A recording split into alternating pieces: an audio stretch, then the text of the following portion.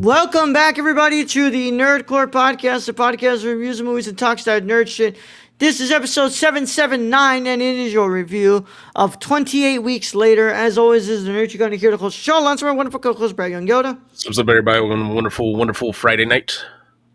Friday night, live early and on ad-free over on patreon.com/nerdcore, where you can get this episode live early and ad-free before anybody else gets to listen to it or watch it. Brad, how are you, bro? I'm decent. I had to go to work today. Yeah? And 10:40, I was like, I'm done. That's hilarious. 10:40 a.m.? 10:40 a.m., I was like, So I'm how done. much time did you do at work? I got there about 8:15. So like an hour and some change. 2 hours and some change. That is hilarious. My sinuses were killing me, though. Yeah. How's your sore throat doing? That's gone. So Yeah?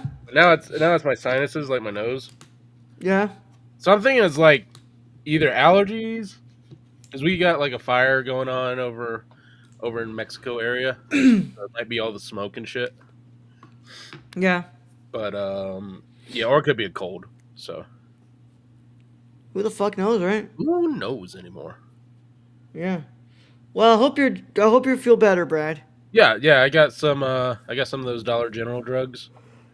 For the mucus and all that. All right. All right. That makes some sense. Okay. Oh man. Well, I just pretty much chilled out today. Worked out. I worked out my legs today. I streamed right now for a little bit. Yeah, this man got back on the video with me, looking like Don Juan or Don John. Claritin or Allegra. Oh, poor Brad. Poor Brad. I'll live. Yeah, I'm pretty sure you'll live, right? And if not, well, shit, man. Death by sinus. Death by sinus. That'd be a name for a band. Death by Yeah. sinus. So, yeah, I was streaming, played the new season of Fortnite and played a little bit of Birth by Sleep, Kingdom Hearts Birth by Sleep. And, yeah, we got our ass kicked, but we got one win on Fortnite. Hey, one's better than none.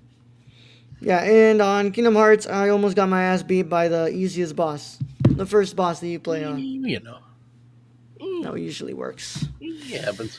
Yeah, it's usually, I'm getting too old, man. Welcome. Welcome to when your reflexes don't work as good as they used to. Yeah. But, yeah, that's just the way it is, right? Very true. Very true. But it's it's zombie month. Yeah. And I have this. Although I only got to season 4, I do have this. What the fuck is that?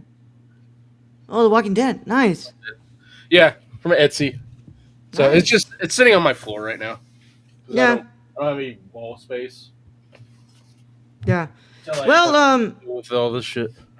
I chose this film because I'm actually gonna go watch 28 Years Later on Sunday.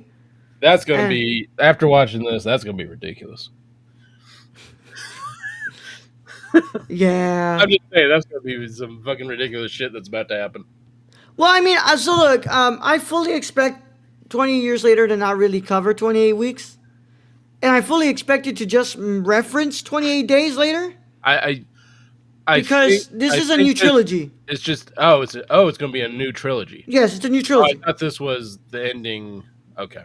No. So it's the new trilogy, and it's Alex Garland writing and Danny Boyle writing, and I think Danny Boyle's directing it. So he's directing again. Okay. Yeah. So I think, to me, it's like, I think they might use things, and I'll go into it, Brad, but like, I think they might use parts of this movie, at least the ideas of this movie. Yeah. My question was like, What's the sequel's gonna be like? 28 millennia later, or 28 years more. I don't know. 28 years, 28 days, 28 weeks, 28 decades later. 28 hours later. I don't know, Brad. I It's expect it to be 24. 28 years more. It's just the television 24, but with zombies. Something like that, right? Right. I think I'd like to think that it's probably gonna be like 28 years more. It'll be the second one, and then like I don't know what would be the third one. I mean, I mean, well, we've gotten past the point where Leonardo DiCaprio will watch it. Yeah, yeah. Shut the fuck up, Brad. That took a few seconds for It took all a few process seconds. what I just said. Yeah, I processed it though. I processed it. Fucking Jesus Christ, Brad. It's the 28 cinematic universes later. Yeah, 28 cinematic universes later. Yep. It's the multiverse. It's the 28th multiverse. That's what it is. 28 multiverses of madness. Yeah. Yeah. Yeah, man. I wanted to watch this one, so we're finally gonna be able to talk about it. I watched it yesterday. When did you watch this, Brad? I watched this yesterday. Nice. Wait, no. I watched it on Thursday. I'm sorry. Wait, I did Yesterday watch. was Thursday. Yeah, yesterday was Thursday. Okay. I thought you watched it today. Did you watch it today? don't You remember. streamed today. Yeah. Did you watch? I don't remember what I watched. Did you when watch I this watched. before you streamed? Yes, I watched it before the stream. I think I watched it on Wednesday actually, or no Thursday because I was sitting in here ready to stream, and I was like, wait, Brad said that we are gonna do this on Friday. Yep, because I had to watch it. Yeah. But yeah. With that said, I guess we should just get into it, Brad. I'm good. Let's talk about some zombies. Yeah. Without further ado, if you haven't watched 28 Weeks Later, you should probably get out of here if you care about spoilers. But if you don't care about spoilers, or you've already seen the film, go ahead and stay. Either way, here it goes. This is your one and only spoiler warning, and it is in effect after these words from our sponsors in a 5, 4, 3, 2, 1. Today's episode of the Nerd Court is brought to you by SeatGeek. Whether you want to see your favorite band, sports team, or comedian, SeatGeek has you covered. We're proud to be partnering with SeatGeek to offer you $10 off your first order with code TheNerdCourt. That's $10 off your first order at SeatGeek.com with code THENERDCORPS. So take a seat at your next live event with SeatGeek. Thank you. Now let's get back to today's video. 28 Weeks Later is a 2007 post-apocalyptic horror film directed by Juan Carlos Fresnadillo, who co-wrote the screenplay with Rowan Joff, Enrique Lopez Levine, and Jesus Olmo. It serves as a standalone sequel to 28 Days Later, and is the second installment in the film series of the same name. The movie stars Robert Carlyle, Ross Byrne, Jeremy Renner, Harold Perrineau, Catherine McCormick, Macintosh Muggleton, Imogen Poots, and Idris Elba. It is set after the events of the first film, depicting the efforts of United States-led NATO forces to establish a safe zone in London. It's funny. The consequences of two young siblings breaking protocol to find a photograph of their mother, and the resulting reintroduction of the rage virus into the safe zone. 28 Weeks Later was theatrically released on May 11, 2007 in the United Kingdom and in the United States by 20th Century Fox and Fox Atomic, respectively. The film received positive reviews from critics and grossed over $65 million worldwide. A sequel 28 years later released on January 20th, 2025. Oh, that's today. Yeah. Okay. Cinematography by Enrique Shediak. He was a cinematographer for 127 hours. Damn. Edited by Chris Gill. Music is done by John Murphy, who also did the one for 28 Days Later, I believe. Which makes sense. Yeah, and the running time is 1 hour and 39 minutes. On a budget of $15 million, it made $65 million at the box office, so that was a fucking success. Yeah. Make a zombie movie, make money. I had the chance to wait, what did Stacy say here? This sequel's already been filmed 20 years later. The Bone Temple, definitely not an adult parody. It's just a zombie Indiana Jones with his pants off. Yeah. I had recently gotten a chance to watch 28 Days Later in the theaters, Brad. Ooh. Yeah. That's probably pretty cool. Yeah, and I felt almost the same about it, but I did appreciate it more with like its different editing style and just the whole gritty approach to it.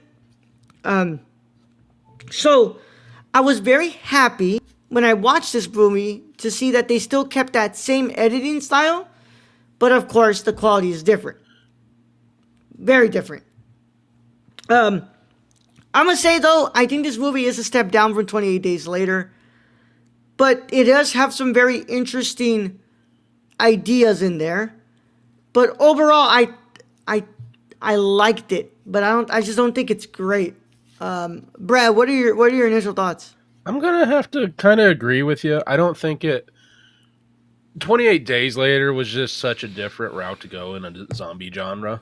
Yeah, And this kind of just builds on that, but at the same time, this movie does do stuff really well. Like the first 10 to 20 minutes of this movie is probably some of the best horror like film ever, you know, caught or ever done. Um just that scene when they're just trying to get away from these zombies as they're just running in that cabin. And I think you got to thank the music and then you got to thank the editing. 'Cause yep, I think that's the one thing that really came over that has helped this movie from 28 Days Later is that editing style of where it's like really fierce back and forth. And it really puts you in there with them as they are being traumatized by zombies and they're trying to get away. So I think that first 10 to 20 minutes of this movie is crazy good. yeah, Um, but I do think like parts of it kind of like slow down here and there. I like the casting. Like I'd never expected to be like, oh, there's Hawkeye, and then like Harold Perrineau. Like I'm like I've seen this guy. I'm like, oh yeah, he's from the Matrix. Like what the fuck? yeah, Okay. yeah, Then Idris Elba shows up on screen, and I'm like, okay, like that's like this had a budget. But no, I think did really well. It made me hate the dad character oh, so I much hated so. that guy. That who yeah, Robert Carlyle plays that perfectly Yeah, because he it is really makes you hate him, dude. he's just a fucking asshole. He's a fucking asshole when he's alive. He's a fucking asshole when he's dead. um. Also, this being from 2007, it's kind of amazing that when you think of this was 12 years before the pandemic, Mm-hmm. and it kind of relates to like, oh yeah, like they did nothing to help quarantine any of this until it was too late. Yeah. And, Well, and one of their decisions is just to bomb London. yeah, well, part of London, Part of London. which I mean, that's what I'm thinking. 28 28 years later is you're gonna see like a whole world run.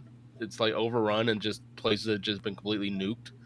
Yeah. Um, I hope they keep that. I hope they keep the idea of like places getting nuked. yeah, I think they're going to build upon one of the good ideas from here. Like, I really did find it fascinating that you have asymptomatic people and that you also have people who might be immune to this. yeah. But the asymptomatic is what's like really frightening because I mean it's like it was strange how it parallels the COVID times, and Yeah. it's like oh these guys like they might not show symptoms but they can still get you sick. It's like what is that? And then in this movie, it's like, oh, she's fine, but she has the virus in her. And anyone that comes in contact with blood or sweat or saliva from her is going to get infected. And that's exactly what we saw. And we saw her husband just turn into this rage machine and very violent. And she's Yeah. just strapped down on that table. And my God, like, I could not wait for that scene to end. Yeah. So I really liked that idea. And I like that we kind of, this movie alludes to like, okay, this virus is spreading, so maybe we can move out of just, England. We can move into Paris. We can move into Germany. I Europe don't really as a think whole. that's where they're gonna take 28 years later. I think we're gonna come back to England. But I would hope that maybe throughout this trilogy is about how it expands as well. So I would like to I'd like to think that they're gonna build upon the good ideas of the movie. So like the whole asymptomatic, the the immune people, Yeah. the possibility of immunity, I and I feel like we're not going to be stuck in a U.S. American mall. no, no, probably not. Probably not. But dude, like I said, I think this movie I thought it was good. I don't think that it moves with like a good pace like 28 Days Later does. Let's be like, it's hard to follow that.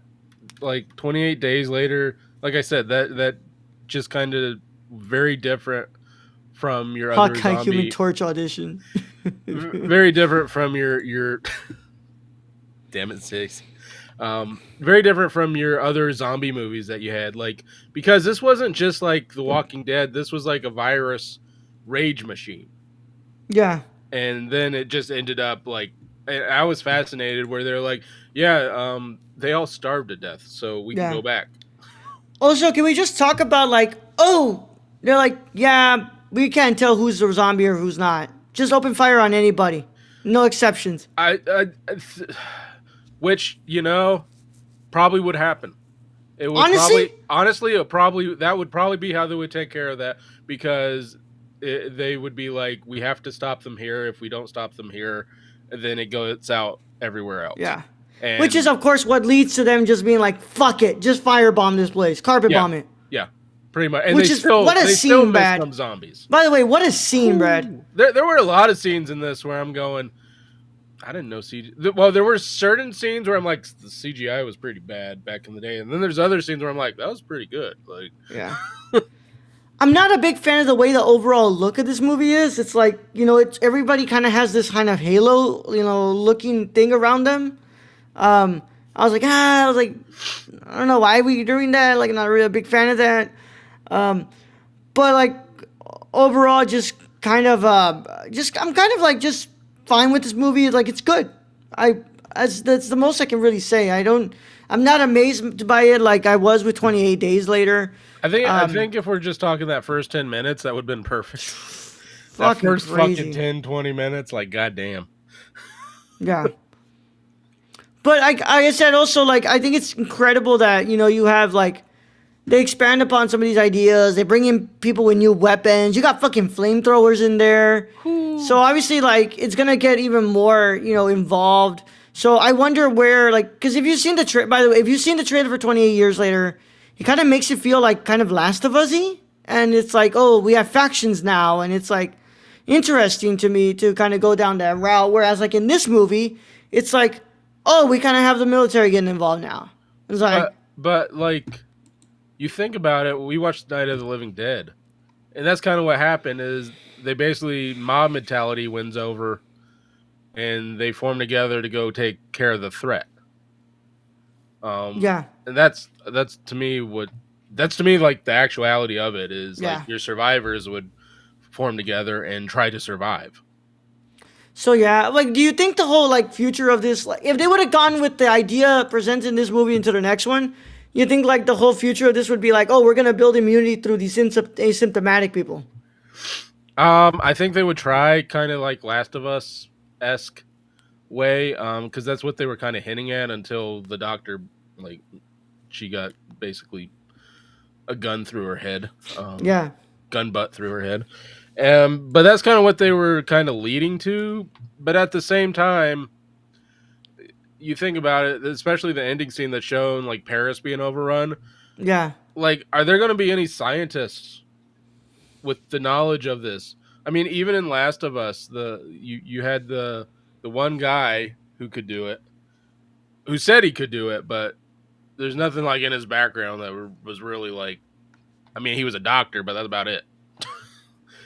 Like, it wasn't necessarily the background to create a vaccine or anything for this. And that's my Yeah. feeling, is like it would spread way too quickly. And I mean, you saw it took over a whole, like, military faction in no time. yeah. Well, I think it's a good movie, man. I'm not like in love with it, but I did like it. Obviously, I think that 28 Days Later is a stronger one, but overall, just felt that the pace was off, and it just kind of meanders a bit in the middle. But once it gets to the end, like, it's trying to pick back up, but it never really fully recuperates into the same pace like that first half had. Mm. The first act had. I mean, my question is how they emptied out London. Yeah. Like, do you see? I do like that we all the went back to people out that there? bridge from 28 Days Later. Yeah, I mean, it was, but 28 days later, it was quite a haunting feeling of them just going through empty streets, Yeah. and they did do that with this. Yeah. Well, I think it was good, Brad. I would give 28 weeks later, like, nah, ivermectin takes care of the rage virus, clean pipes, removes rust. Yeah. So, wait, what the fuck? He is not. Wait, Stacy is not wrong, Brad. It was the sequel is called 20 Years Later, The Bone Temple. Yeah. Yeah, it was shot back to back with its sequel 20 Years Later, The Bone Temple. There's no way that's the final. Yeah, and it's set to be released in January 2026. There's no way that's the final. It's kind of like what was the Avatar, the Last Seed Bearer? The Seed Bearer, yeah. And now it's called like way. Fire and Ash or something like there's that. no way that stays the title. The Bone Temple. Dog, there's no way this is the name of the movie. Is it? Are we just under like Paris in the catacombs? Is that what we're doing? I don't know, but that's hilarious. Directed by Nia DaCosta, though. I mean, I did like this director. Like, I thought he did Yeah. well. But I'm glad that they brought back Danny Boyle to like start it off and maybe hand it over to another person. Obviously, they handed it over to what's it called, Nia DaCosta. It looks like the sequel script is also going to be written by Alex Garland. So interesting there. But I'm gonna go ahead and give this movie 7.5 out of 10. Brad, what is your final verdict? I'm going to go slightly higher than you.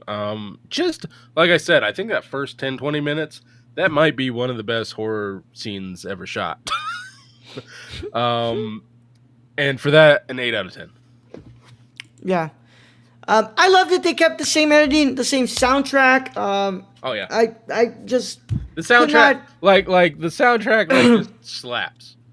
It's such a good score. It's such a good score.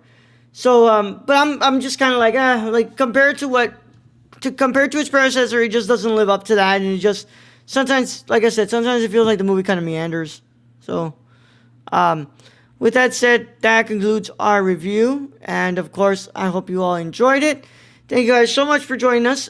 Keep up to date with us on nerdcore.com, Twitter at the Nerdcore, Instagram at the Nerdcore, Letterboxd at the Nerdcore, TikTok at the Nerdcore, Patreon.com/Nerdcore. Discord link is in the description below.